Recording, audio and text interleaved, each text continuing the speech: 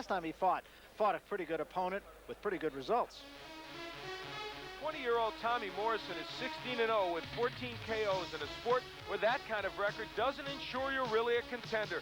So he keeps knocking people out to try and convince the cynics. Here, Jesse Shelby felt his wrath. Then former footballer Rick Ennis got starched early. This time, Tommy, himself a former high school football star, showed more than his vaunted left hook.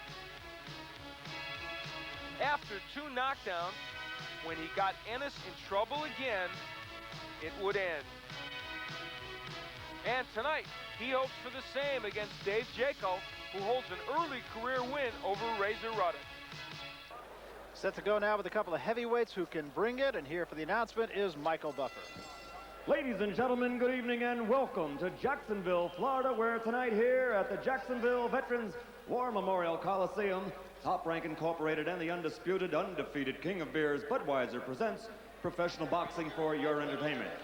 These bouts are governed by the rules and regulations of the Florida State Athletic Commission. The chairman is Richard Witkoff. Commissioners, Pat Cesarano, Morris Crady, Jimmy Resnick, and Nat Potamkin. The executive director is Don Hazelton. The 3 referees working on an alternating basis will be Brian Gary, Mike Boggs, and Telis Asamenios. The judges, also working on an alternating basis, will be Frank Skilbred, Jim Ellsworth, Al Lombardi, and Howard Reichbach. The timekeeper is Mark Skilbred, and counting for the knockdown seconds is David Swaney. And now, ladies and gentlemen, let's get things started with 6 rounds in the heavyweight division. The referee for this first bout is Brian Gary. Introducing first, fighting out of the red corner, he's wearing the blue trunks with white trim and weighs an even 201 pounds. From Sarasota, Florida, he's a veteran of 37 professional bouts with 21 victories and 18 of those 21 victories by knockout. Ladies and gentlemen, introducing Dave Gentleman J. Jaco. And his opponent fighting out of the blue corner, wearing the black trunks with stars and stripes trim, he weighed in at an even 212 pounds. Fighting out of Kansas City, he's undefeated with a record of 16-0, 14 KOs. Ladies and gentlemen, Tommy the Duke Morrison.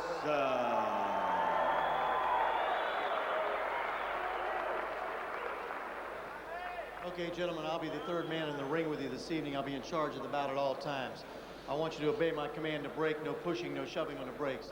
Avoid the use of your heads, no rabbit punches, kidney punches, or punches below the belt. Protect yourself at all times, shake hands, come out boxing at the belt. And there is a look at Tommy Morrison. He has been trying to stay as active as possible. He comes off, as you mentioned, a 1-round knockout over a former footballer, Rick Ennis. That was simply no contest. David Jaco, 21 wins and 16 losses, but of his 21 wins, 18 of them have been by knockouts, so you know that he's got some power. Yeah, and I took this fight on ridiculously short notice. I mean, really short notice. Yeah, I mean, he was sitting around the pool this morning, I think, yeah. wasn't he? And it doesn't look like he's been in real hard training.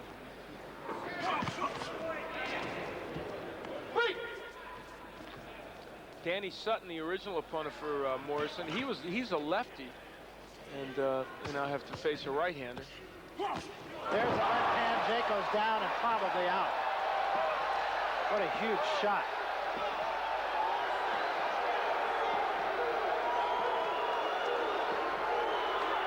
That's it.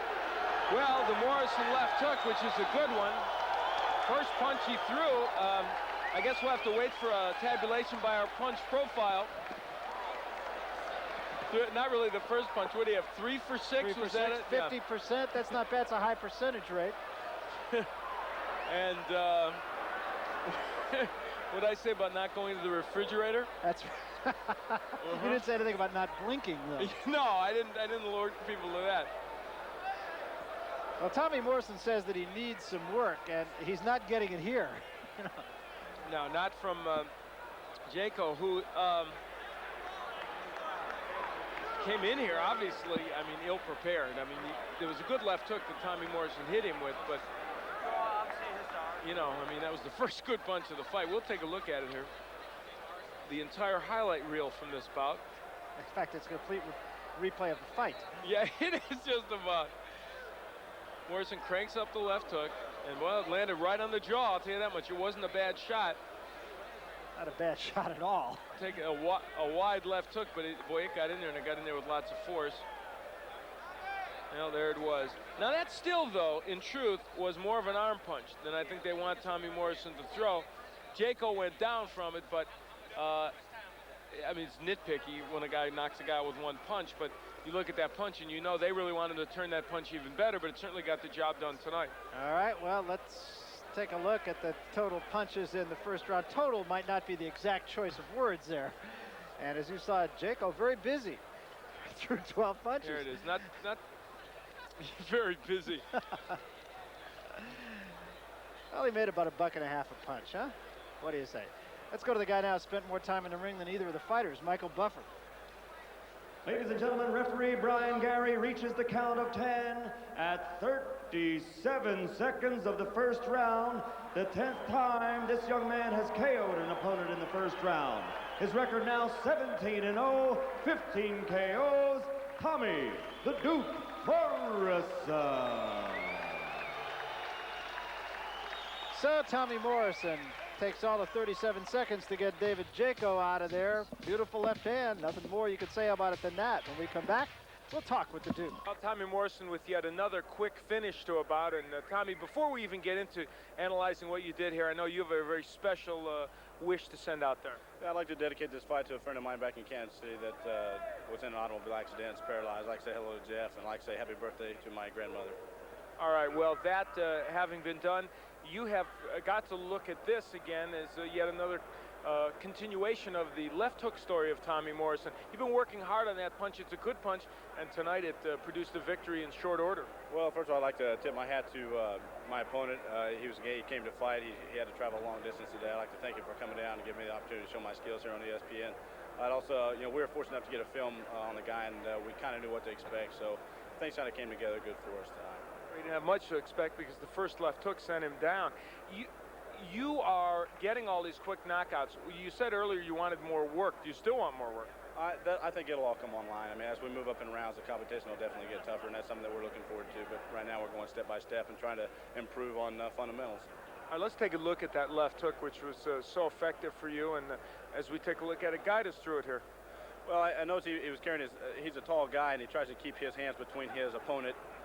And I noticed when the film that I did watch, he was fighting Tyson, he kept his hands a little low, and left hook is one of my better punches, so I knew it was just kind of a matter of time. I tried to go to the body, bring his hands down a little bit, and things kind of went the way they did.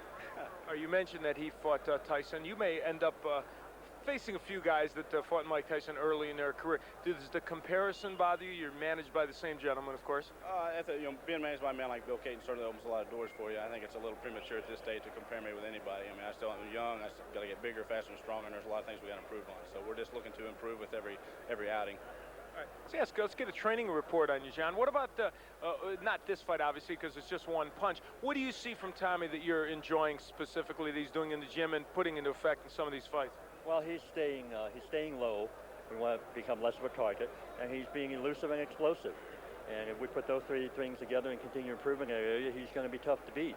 Right now, the schedule calls for his first 8-round fight will be on the Leonard Duran card, and we'll do about a year of 8-rounders after that. Then we'll move up to 10-rounders and take on the world. But we're talking about a 20-year-old kid. We're in no hurry. I know that a lot of people back in Kansas City want to know when he's going to fight Tyson. That's down the road, probably at least 2 years. We're not going to rush this young man. He's got a lot of developing to do, and we're going to give him time to do that.